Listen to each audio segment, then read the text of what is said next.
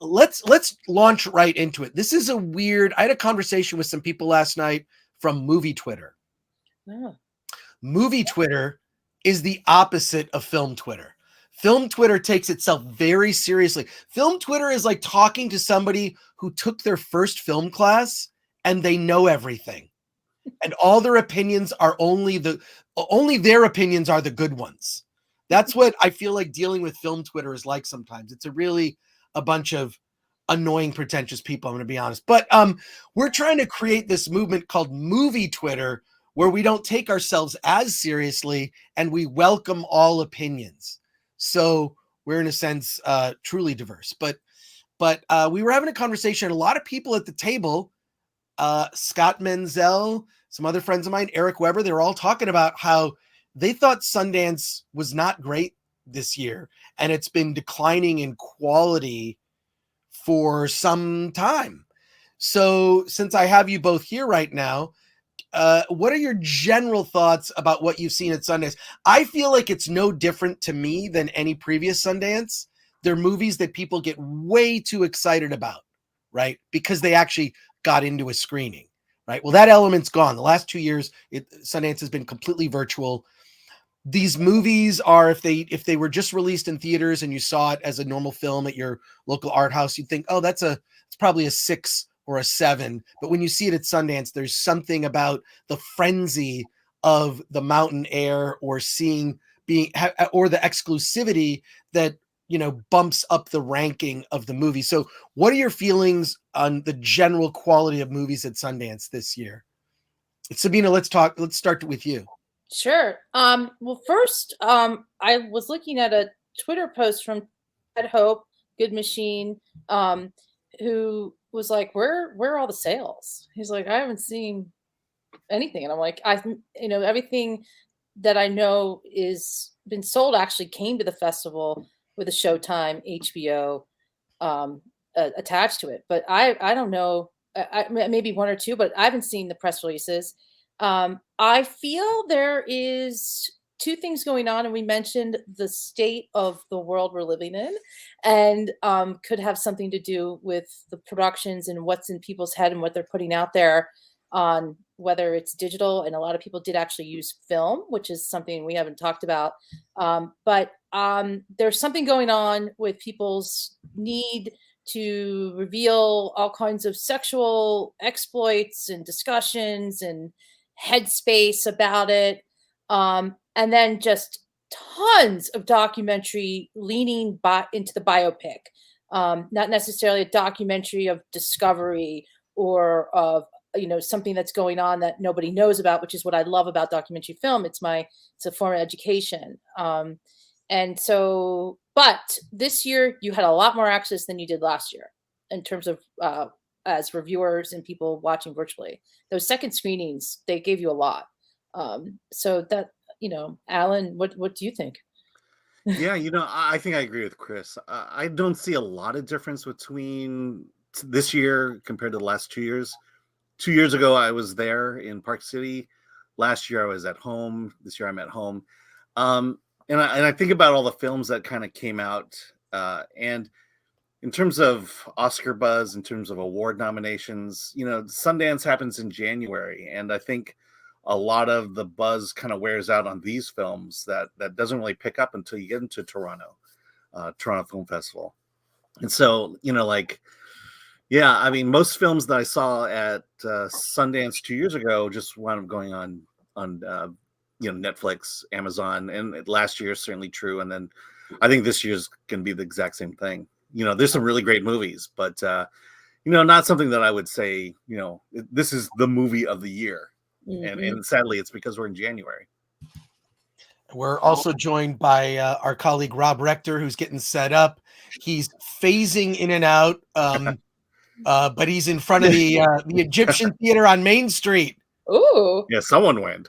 It's a little chilly to be in a t-shirt, but at least it is a Film Threat t-shirt. Hey, I love it. We're both wearing Film Threat t-shirts. Someone got the memo. That's great. Oh, I love that. But no, so we're talking about, has the quality of films diminished at Sundance? Like, I would say it's pretty much the same as it's always been. But Sabina, you referenced Ted Hope on Twitter, who asked a question, and I follow Ted. He follows me. I was on a jury at the Bahamas International Film Festival with Ted one year. Had the pleasure of hanging out with him. He's fascinating. He's a producer who really cares about independent film, and famously, probably a movie you've all heard of, Eternal Sunshine of the Spotless Mind. He was the producer on that. But he said, like, where are all the sales? And I agree with him. There's just not that. We're now in our second year in a row of a virtual festival. It's not that exciting. It's not. There's not a frenzy. There's not like a, even if you're just like on one of the shuttle buses headed to another theater, you'll overhear conversations. Someone will mention a film and you can jump in. It's like mini flash podcasts just happening in line or on the shuttles or at restaurants and bars or events. And the topic of conversation is, what have you seen? What have you seen? What are you excited about? All of that is gone. There is no live event. It's all gone. It's second year in a row virtual. I really truly believe that if Sundance decides to do a third year in a row of virtual, it'll destroy the festival. It'll certainly destroy what makes it special. And if they don't consider moving it, I know it's something I brought up many times. If they don't consider moving the festival, they're really going to destroy that experience. I think summer Sundance would be awesome, but I've been going to Sundance since the 90s. I will say, it's pretty much the same to me. There's your controversial films. The documentaries are always the best. The documentaries to me always end up being the best films. Generally, sometimes there are docs that have played Sundance that have never actually been commercially released. There's no way to see them. In particular, I'm thinking of Todd Phillips' documentary. It's a movie called Frat House. Is it called Frat House? That movie, because he didn't get clearance from certain people, showed at Sundance and then is never to be seen. Yeah. So Todd Phillips, of course, who made Joker and Hangover, a lot of other movies, Old School, yeah, a lot of other films as well. But his movie Frat House was a doc that played years ago and for legal reasons was never released. Now, by the way, you can find that movie on YouTube. Somebody put up Todd Phillips' Sundance documentary that you can't see anywhere. Guy made the Joker. Frat House is on YouTube somewhere. So if you're watching this on YouTube, after this, go search for it and whatnot. But what do you think? I think the docs are always strong. The narrative films are always a mixed bag. You've always got a couple of movies. It's almost like, to me, the same. Like, then you got a couple of movies, like some really like big Hollywood stars in some small indie movie that's a very meh film. It's usually the opener or, movie. Everybody's screaming, I'm so excited. Look at these big celebrities in this movie. And then the movie's just meh. But it's and then there's like smaller films that tend to actually get buzz after because they get lost in the shuffle. But Rob, what's your overall impression of what you've seen so far at Sundance? I think I want to reflect back to what we were talking about a couple episodes ago when we were saying how that it's been so evolutionary with the film festival model in general. And I feel like a lot of these deals are being made before these films even get launched here, that there's all this, this backroom deal has already been done. So their fates are already predetermined. And, therefore it's really just kind of the pickings after. There's almost like how the evolution of the Fast Pass at Disney World came to be, like now everyone's got their seats early. They want to be the first to the party. And now they can go ahead and their fates are determined. And this is for the rest of us to just kind of see, oh yeah, this is what was left. I mean, and that's not to diminish the films that are here, because like you said, I've seen some really strong films here. But I feel like there's been this continual evolution to where the deals were made at Sundance to now, the announcements of the pre-purchases are made at Sundance.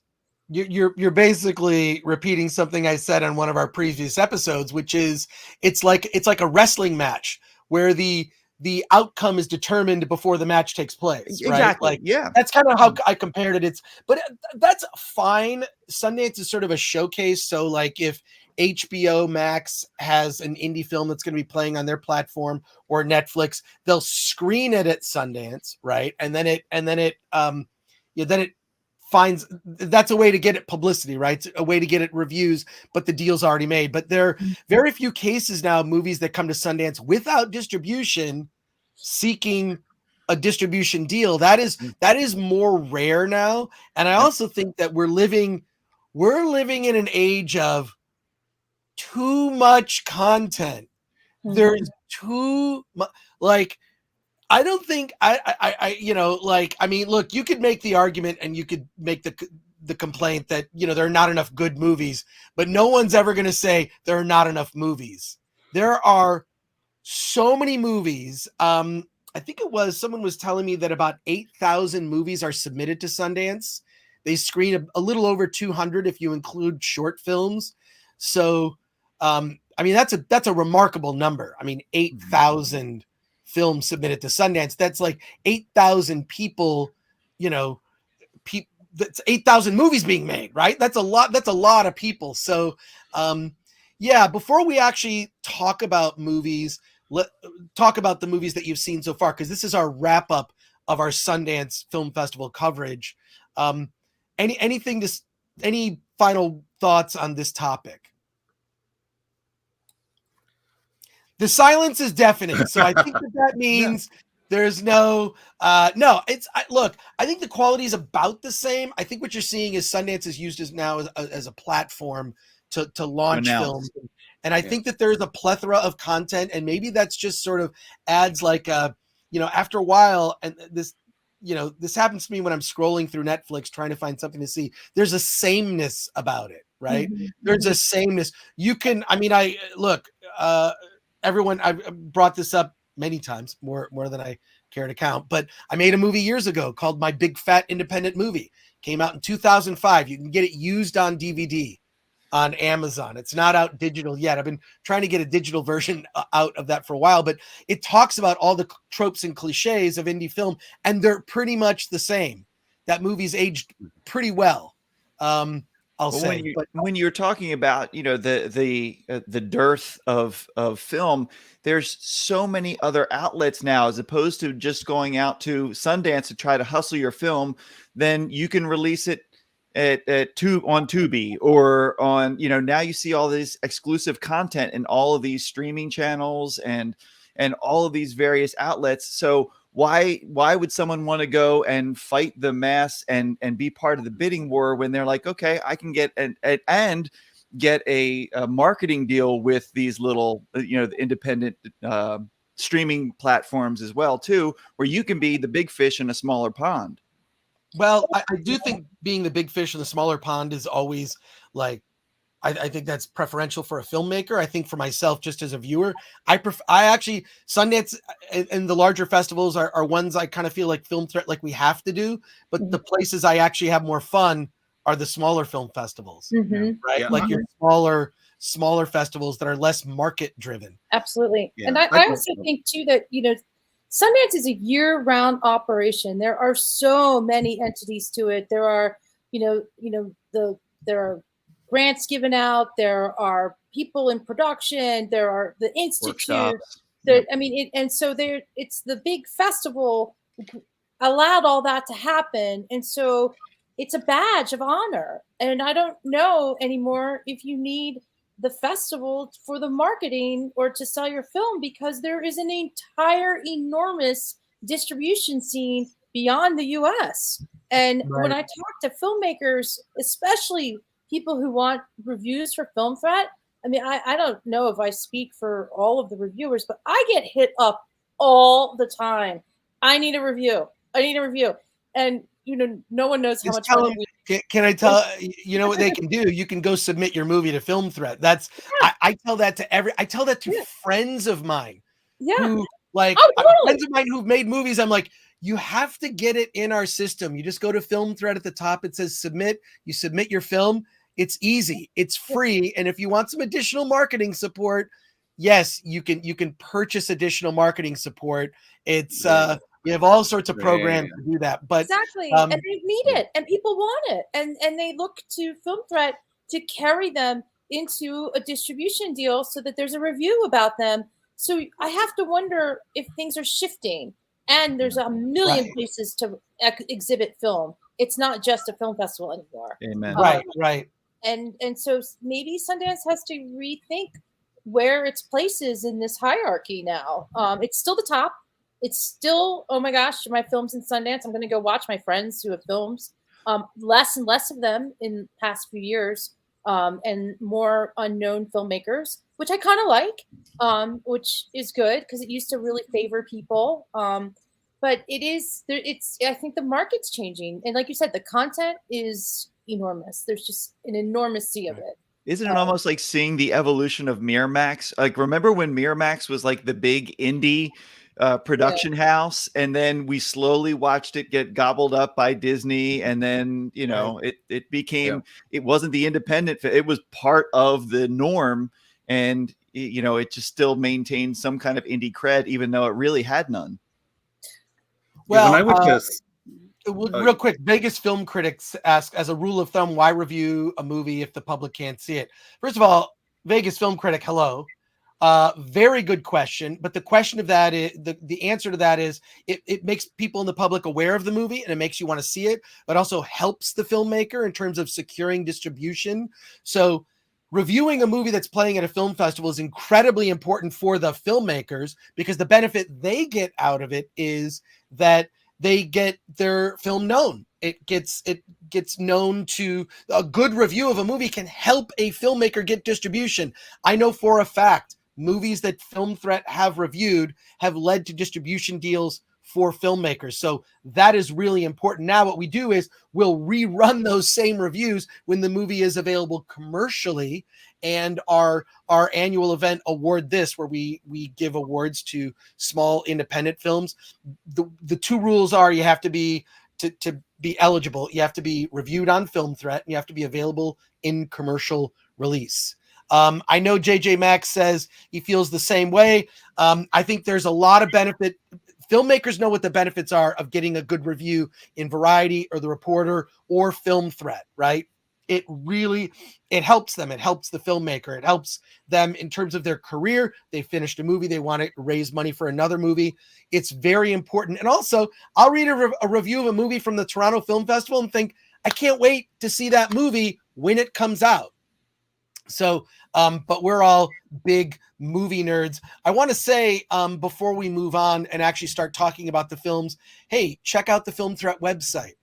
It is updated every day with reviews of movies playing at Sundance, with reviews of movies that are available on video on demand. Our homepage, you can scroll through. We like to feature the movies with, you see the way that we feature them. I think it shows these films in their best light. So visit Film Threat every day. We generally post about 3 to 5 reviews a day, except during something like Sundance, because during Sundance, we're probably posting about 10 reviews a day, which is kind of crazy. We talked about Duel the last time on our last live stream. So check out the Film Threat website. And additionally, if I might say, help support Film Threat. If you're a filmmaker, hey, send us your movie for a review. It's very easy to do. If you're a film fan, you know what? Check out the Film Threat shop. The Film Threat shop is pretty awesome. You can get, Rob and I have like some cool shirts, right? You can get more shirts like the ones here. We even have one inspired by Dune, right here. I bought this one. I like that shirt. Anyways, but it's you get the idea. Give credit to Film Threat is that you watching the scroll there, we're watching shorts alongside the features too. So for struggling filmmakers or first-time filmmakers, how awesome is it to be on that same platform as the features too? Because that doesn't happen in a lot of places. They're kind of relegated to lump together and say, here are some of the shorts and here are the features. And here, with that scroll and the way the reviews work and the way the platform works, you get front and center.